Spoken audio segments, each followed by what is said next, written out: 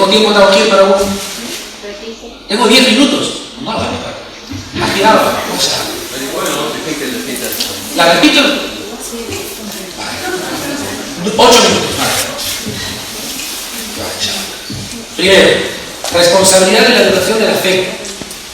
Número 2, responsabilidad de la educación ética y moral. Número 3, responsabilidad en la educación física. Número 4, responsabilidad en la educación intelectual. No repitáis otra vez, responsabilidad de la educación, comillas políticas, ¿no? Solo ponéis la última palabra. Número 5, responsabilidad en la educación psicológica. Número 6, responsabilidad en la educación social. Y número 7, responsabilidad en la educación sexual de los niños. Comento 5 minutos, 2 o 3, y mañana, inshallah, os comento la realidad de los otros 4. La número 1, responsabilidad de la educación de la fe, no hay nada que decir, lo hemos dicho todo, ¿verdad? Bien, número 2, responsabilidad en la educación ética y moral. Muy importante, son el conjunto de principios éticos y morales que se deben intentar inculcar al niño para que los adquiera como una costumbre desde su niñez hasta su edad adulta. Debéis enseñar a vuestros hijos a ser sinceros, a ser honestos. Fijaros, hablamos de educación ética y moral, con todo el mundo, no solamente como indicaba el profesor Isa García con la comunidad musulmana, no, con todos los conciudadanos con los que coexistan, convivan, a ser honestos, a ser agradecidos, a ser ejemplares, a ser amables, generosos, educados, que no abusen de la gente ni les insulten, que no mientan, que no roben. Todo esto forma parte de la educación ética y social. Responsabilidad en la educación física. Cuando decimos educación física pensamos siempre en ejercicio, ¿verdad? En el colegio, no sé aquí en Cataluña, pero donde vivo yo, en Melilla, una asignatura en los colegios es la educación física, deportes y la psicomotriz del cuerpo. Pues es importante no solo el deporte, sino la salud y cuidar su cuerpo. Enseñar al hijo a cuidar, o a la hija a cuidar de su cuerpo. Es una amana de Allah subhanahu wa ta'ala. Seguir los preceptos de una comida sana. Es muy importante aconsejarles que se alejen de lo nocivo, aquello que no les beneficia. Tener mucho cuidado con las enfermedades contagiosas. Proteger a los niños. Muy importante, a los niños hay que protegerles muchísimo del frío. Si vas un día de la casa al coche para ir a cualquier sitio, no digas, solo es desde la puerta de la casa al coche y luego llegamos a casa, ¿no? Esos 10 metros sin su chaquetita en un día de frío pueden ser cruciales. Puede coger el niño constipado con la niña en 2 semanas, por ese momentito en el que ha cogido un poco de frío. Son muy débiles y muy vulnerables. Es importante que coman mucha verdura, muchas frutas, menos bollería y comida basura. Nunca entenderé cómo un padre o una madre le puede dar Coca-Cola a su niño de 2-3 años. Un vaso de Coca-Cola a su niño de 2-3 años. La cantidad de azúcar que contiene una lata de Coca-Cola es una lata de Coca-Cola, o Fanta, o Sprite, o 7-Up, cualquier bebida normal que no sea light o cero, es darle una lata o darle 10 terrones de azúcar. Es lo mismo. Coger a tu hijo, abrirle la boca y meterle 1, 2, 3, 10 terrones o sobrecitos de azúcar de cafetería. Es una barbaridad, es una locura. Y que hagan mucho deporte, incitarles a jugar, a correr, a ir al parque, a jugar con una pelota, con lo que fuera, a que no sean sedentarios, a que no estén todo el día con el PC. Hay niños que están el día entero con la tablet en casa, no quieren saber nada del mundo exterior. Se relacionan con el mundo exterior a través de su tablet y su teléfono. Yo lo veo en mi ambiente familiar, y esto es algo que debe cambiar. Sale a la calle a jugar con los niños, a interrelacionarse con los demás. Y, evidentemente, aquí lo voy a dejar, el número 3, el tema de las drogas, el tema del alcohol. el tema de las bebidas alcohólicas, ya vamos de una edad más avanzada, pero quieras o no, los niños todos están expuestos a este tipo de actitudes y de costumbres nocivas. Desde una edad temprana hay que enseñarles, inshallah, que eso no solamente está prohibido en nuestra religión, sino que es algo nocivo, es algo que les va a perjudicar, es algo que les va a hacer mucho daño. Y cuando se expongan a ello, si algún día se exponen a ello, Dios no quiera, van a saber cómo actuar y van a tener las herramientas necesarias para rechazarlo, inshallah. Dejamos las 4 para mañana, inshallah. Hasta aquí esta pequeña charla que quería compartir. Agradezco de nuevo a mis estimados, queridos y amados hermanos y hermanas de JMM. Les hago una gracia por vuestra paciencia y Allah lo acepte de nosotros. Mañana más, inshallah. Bismillahirrahmanirrahim. Alhamdulillah wa salatu wa salamu ala sayyidina wa habibina Muhammad wa ala alihi wa sahbihi ajma'in. Alhamdulillah hamdan kathiran tayyiban mubarakan fih. ولا حول ولا قوة إلا بالله العلي العظيم. Busco ayuda en Allah, en Dios, el Señor de los mundos, y que la paz, el amor y las bendiciones de Allah sean con su profeta, el sello de los mensajeros, Muhammad sallallahu alayhi wa sallam, con su bella familia, con sus nobles compañeros y todos aquellos que sigan su guía hasta el día del juicio final. Amén. Os doy a todos y todas la bienvenida de nuevo a este congreso, a esta segunda jornada, y me alegra mucho volver a estar aquí con vosotros después de esta fantástica ponencia de nuestro compañero y profesor Hisham. Jazakumullahu khairan, ha sido realmente enriquecedora, por lo menos para mí. Quería saludar especialmente a todos aquellos que no pudisteis estar ayer con nosotros, así a modo de a mano alzada. Me gustaría saber cuántos de vosotras o vosotros no estuvisteis en la jornada de ayer y hoy es la primera vez que venís al Congreso. Ay, casi la mitad, muy bien, muy bien. Bueno, ayer mi ponencia versaba sobre pautas y consejos para la educación de los hijos desde la tradición profética en el siglo XXI. Habíamos dicho que habían cuestiones importantes que podíamos y debíamos tener en cuenta porque el contexto en el que se lleva a cabo la educación de los hijos es importante saber que no es lo mismo vivir en un desierto rodeado de camellos, alejado de Occidente o de la cultura o de nociones tecnológicas, que vivir en una gran metrópoli en la que todo esto está presente. Por eso marcamos en el título la importancia que tiene el siglo XXI, puesto que existen muchísimos avances que no existían siglos atrás. Y aquellas personas que estuvisteis ayer en la ponencia, me quedé un poco corto y al final estaba en el segundo bloque mencionando 7 hábitos que deberían llevarse a cabo por parte de los padres o educadores para con sus hijos. Creo que mencioné 3. ¿Alguien me lo recuerda cuántos dije? ¿Cuál fue el tercero, el último que dije? Si no me equivoco, me quedé en la responsabilidad de la educación física. ¿Puede ser? Exactamente. Vamos a recordar para nuestros distinguidos y respetados invitados e invitadas que no estuvieron ayer con nosotros, cuáles son esos 7 hábitos. Los voy a recordar, los explico en un momento y a continuación procedo a empezar la charla que teníamos preparada para hoy. ¿Os parece? Así completamos las 2.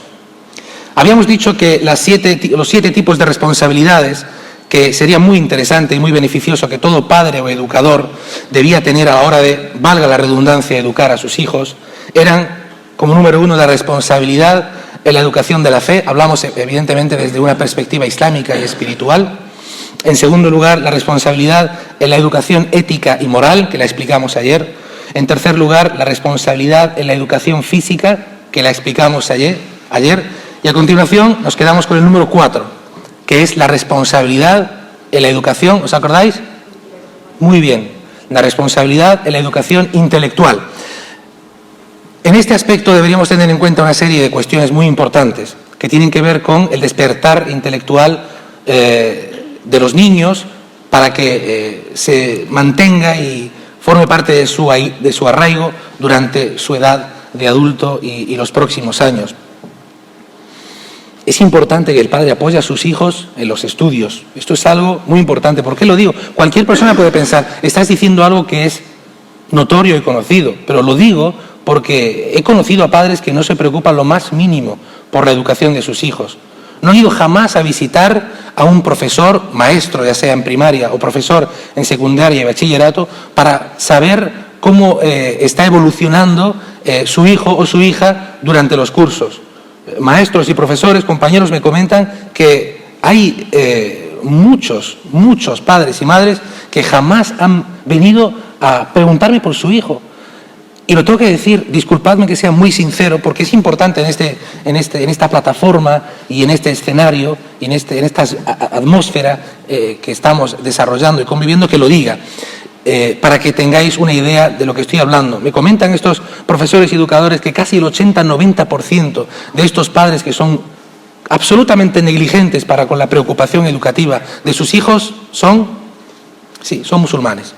Son musulmanes y es lamentable. Hablo desde la situación geográfica en la que vivo, Ceuta y Melilla. Yo soy de Melilla, el profesor Hicham también es de Melilla y esto es lo que nos encontramos. Probablemente aquí en Barcelona sea diferente, no lo sé.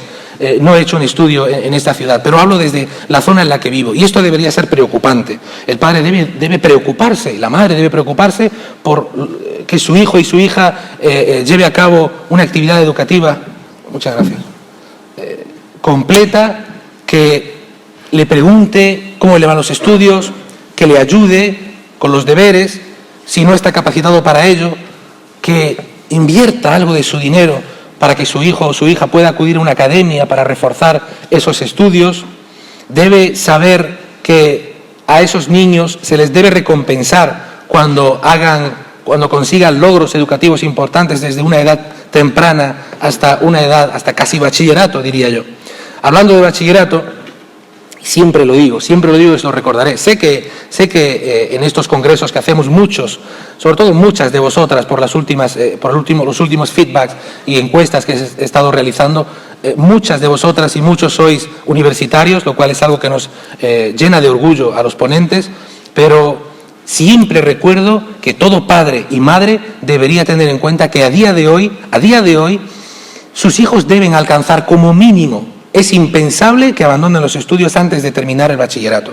Sería impensable, porque no os podéis imaginar la cantidad de puertas que se le cierra a un chico, a una chica, a un hombre, a una mujer que no ha alcanzado el bachillerato.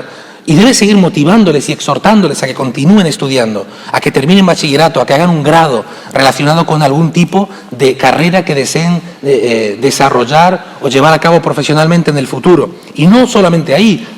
Hoy en día hacer un máster es de lo más normal del mundo y para los más puestos y para los más energéticos terminar su carrera educativa con un doctorado sería lo ideal. Esto debería ser el énfasis y las ganas que todo padre y madre debería proyectar en sus hijos.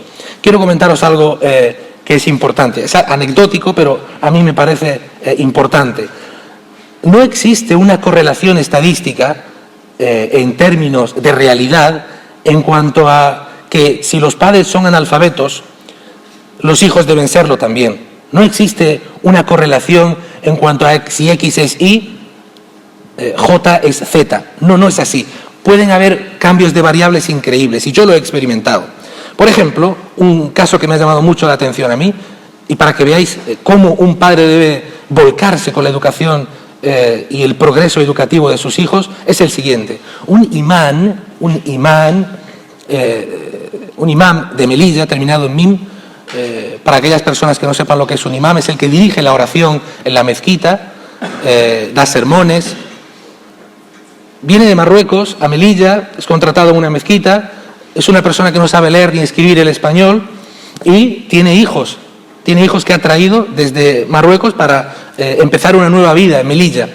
Y este imán siempre le decía a sus hijos una frase que a día de hoy hablo con sus hijos e hijas, y os hablo ya de esto, empezó hace cerca de 15 años, siempre me dicen que, y uno de sus hijos, no quiero decir el nombre para no comprometer a nadie, uno de sus hijos fue alumno mío, y me dice, mi padre siempre nos decía, hijos míos, vuestro padre no tiene nada, vuestro padre es un pobre, debéis luchar, debéis esforzaros, debéis sacrificaros para ser alguien en esta sociedad en la que estamos viviendo. A día de hoy, sus 5 hijos son universitarios. Su hija mayor está haciendo el MIR de medicina. Su hija mayor, consiguió la nota de selectividad más alta de Melilla, la número 1. Fue becada por la administración, por el Ayuntamiento de Melilla, para hacer un viaje, para viajar a otro país extranjero. Y el resto de hijos, 3 también están estudiando medicina y el pequeño está estudiando fisioterapia, a puntos de terminar las carreras. Sorprendente. ¿Quién iba a decir que un hombre que no conocía prácticamente el idioma, todos sus hijos han logrado estos objetivos? ¿Cuál es el secreto? El secreto es decirles, enseñarles que deben sacrificarse.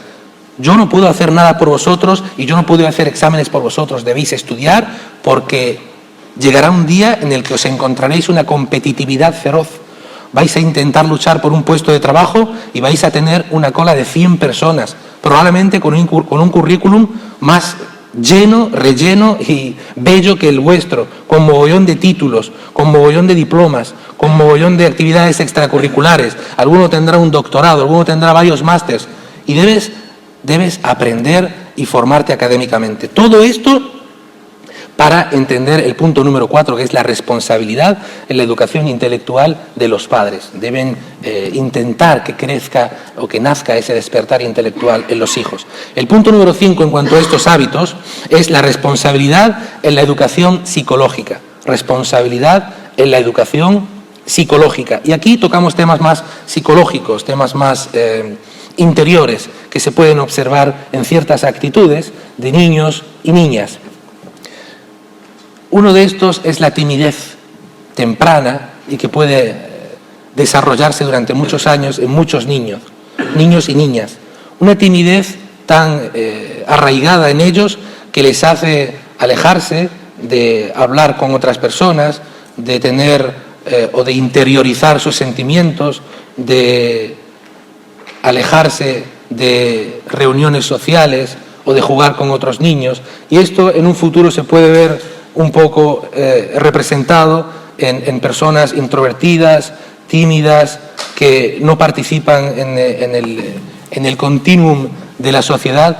Y esto debería ser corregido desde principio o desde primeros años o años tempranos en los niños. Existen miedos que pueden tener también muchos niños que deben ser corregidos porque si no se pueden convertir en traumas durante el resto de su vida. Yo quiero comentaros un caso que me viene a la cabeza y que comenté alguna que otra vez en alguna charla. Hay cuestiones que parece que son complicadas de corregir, pero en realidad son muy simples. Yo tengo una sobrinita a la cual quiero con locura, que se llama Romaisa, y mi hermana me comentaba en una ocasión que mi sobrina tenía la costumbre de levantarse por la noche y ponerse a gritar mucho. Mi hermana, su esposo, se levantaban preocupados para ver qué le pasaba, hasta que encendían la luz, la calmaban, volvía a la normalidad. Pero todas las noches, era como un hábito, una costumbre. Y estamos pensando en llevarla a un psicólogo, psiquiatras, médicos, educadores infantiles, hablar con los maestros para ver si había algo que repercutiera en su educación en el colegio. Pero la cuestión era muy simple y descubrimos que lo único que pasaba era que tenía un tipo de fobia o un tipo de terror nocturno a la oscuridad. Simplemente cuando yo hablé con ella y le pregunté, Romaisa, ¿qué te ocurre? Cuéntame. Era una niña muy pequeña y era un poco complicado mantener una conversación medio lógica y legible con ella. Me decía simplemente con esas palabritas, es que me levanto y mamá cierra la ventana y la puerta y me da miedo. Entonces era simple. Se levantaba por la noche, tenía mucho miedo, no veía a nadie, estaba todo totalmente oscuro y se ponía a llorar. Y lo único que hace un niño pequeño cuando está en peligro es decir, mamá. Sí, sé que muchos lo decís todavía. Mamá, mamá, mamá. ¿Cómo creéis, así, para interactuar con vosotros, cómo creéis que se puede solucionar este problema teniendo en cuenta cuál es la problemática en sí? ¿Qué haríais? ¿Perdón? Por favor, adelante. Muy bien, excelente, muy bien, simple, dejarle una pequeña luz para que cuando se levante sepa dónde está, reconozca ese sitio que es su habitación, que está en su casa y que se acaba de levantar de dormir. Desde ese día una pequeñita luz medio roja, brillante que había en su habitación, que no la molestaba para dormir, se acabó el problema. Se acabó el problema. ¿Qué quiero decir con esto? Que Hay que hablar con los niños, hay que hablar con ellos y preguntarles cuál es el problema, cuéntame, para que ellos se expresen. Hablamos también de los complejos de inferioridad que pueden tener muchos niños, de la envidia que pueden tener niños y niñas hacia otros, del odio, de la maldad, y todo esto se debe corregir a edades tempranas. El número 6 es la responsabilidad en cuanto a la educación social. Responsabilidad en cuanto a la educación social. Me gusta siempre recordar, enseñarle a los niños que deben hacer el bien en esta sociedad en la que vivimos, y eso lo hablaremos en la introducción de la charla que tengo preparada para hoy, sin esperar nada a cambio, sin esperar agradecimiento. Y esto es algo loable en las personas. Allah nos lo dice en el Corán, en una aleya: La nuridu minkum jaza'an wa la shukura, inna nakhafu min rabbina yawman abusan qamtariran. Si vais al tafsir de esta aleya, que se traduce como: no queremos de vosotros ni recompensa ni agradecimiento, nosotros solo somos conscientes de un día en el que nos encontraremos con nuestro Señor. Si vais al tafsir de esta aleya vais a encontrar una bella historia que le ocurrió a la madre de Ali ibn Abi Talib, que se llamaba, a la madre de Al-Hassan o Al-Hussein, radiyallahu anhuma, que era la esposa de Ali ibn Abi Talib. ¿Su nombre os acordáis? Fátima, radiyallahu anha. Cómo dio comida a unos pobres, dejando a su familia casi sin ningún tipo de sustento, y ella decía esto: no queremos ni agradecimiento ni recompensa, solamente queremos el reconocimiento de nuestro Señor. Es bueno enseñarle a los niños a ayudar a los demás, ser misericordiosos, ser compasivos, ser generosos, sin esperar que los demás les den las gracias o les alaben por ello. Esto es algo maravilloso. En cuanto a la educación social, hay un punto crítico y muy, muy, muy importante que todo padre debería tener en cuenta, ya sea por una actitud activa o pasiva. Esto es, ya sea porque su hijo o hija sea una víctima de lo que voy a comentar o un victimario de lo que voy a decir. Me refiero a una enfermedad, a un problema social muy extendido hoy en día que preocupa muchísimo a los educadores y a los futuros educadores, que es el bullying. Me refiero al acoso escolar. Esto es preocupante, muy preocupante. Se están llevando a cabo o se están produciendo casos en los que la administración, el propio gobierno y la comunidad científica y educativa se están llevando las manos a la cabeza. Se están intentando poner multitud de medidas interdisciplinares para que el acoso escolar cese o por lo menos disminuya, y se sabe que es un trabajo que se va a llevar a largo plazo. Para que me entendáis, estamos hablando de niños que sufren un abuso diario. Niños de 7, 8, 9, 10, 11, 12, incluso hasta secundaria, que sufren abusos, insultos, vejaciones por parte de compañeros y compañeras. Imaginaos levantarse por la mañana, que vuestra mamá o vuestro papá os levanta a las 8 de la mañana para ir al colegio, y vosotros llorando, rogándole a vuestros padres: por favor, no quiero, no me hagas esto, te lo pido por favor, papá, no quiero ir al colegio. Por favor, no quiero ir al colegio, castígame. No, pero ¿por qué, hijo mío? Muchos se lo callan, y ese es el gran problema. Hay que concienciar a los niños que se expresen, que cuenten lo que les pasa. Hay niños, y lo sabéis, nosotros en nuestro país, en España, estamos viendo que hay muchos niños que están suicidándose. De vez en cuando veo noticias que me hacen estremecer, que me hacen llorar, que me hacen perder el control de mis sentimientos por ver cómo niños, el último caso que recuerdo, no sé si recordaréis, este niño que se suicidó dejando una nota a sus padres, ¿lo recordáis?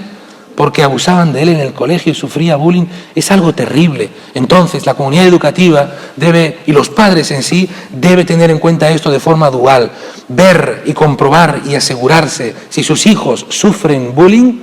¿Para qué? Para ayudarles y para informar a la comunidad educativa y denunciar tajantemente a los victimarios, o ver si su hijo es en sí la persona que abusa de los otros niños y niñas, para poner un remedio tajante y contundente también.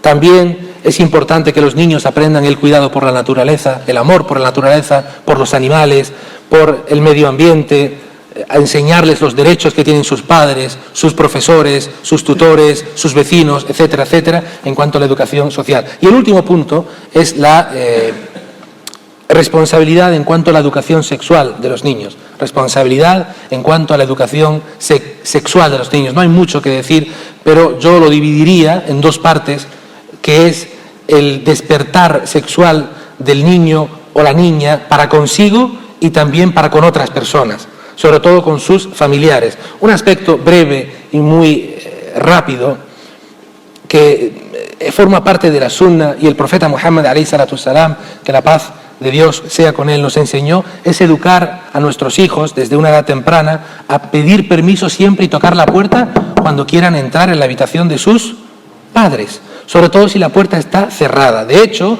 forma parte de la conducta y de los modales del musulmán nunca entrar a una casa o a una habitación sin pedir permiso antes. Incluso sea la casa de tu madre, la casa de tu hermana, puede estar en una situación incómoda para tu vista, puede estar en una situación muy íntima y puede ser un poco violento que entres así de sopetón y te encuentres con eso. Por eso es importante pedir permiso y enseñar a los niños que cuando vayas a entrar en la habitación de papá y de mamá, toca permiso y hasta que no escuches que te permitamos entrar, no entres. Y luego, en cuanto al despertar sexual de los niños y niñas, es importante cuestiones sencillas como momentos en los que, por ejemplo, la niña empieza a sufrir algunos cambios fisiológicos en su cuerpo que son absolutamente naturales y que puede resultar un poco violento para algunas niñas el momento de su primera menstruación o cuando, por ejemplo, el niño puede llegar a tener o el joven alguna polución nocturna, cosas que nunca ha tenido, pues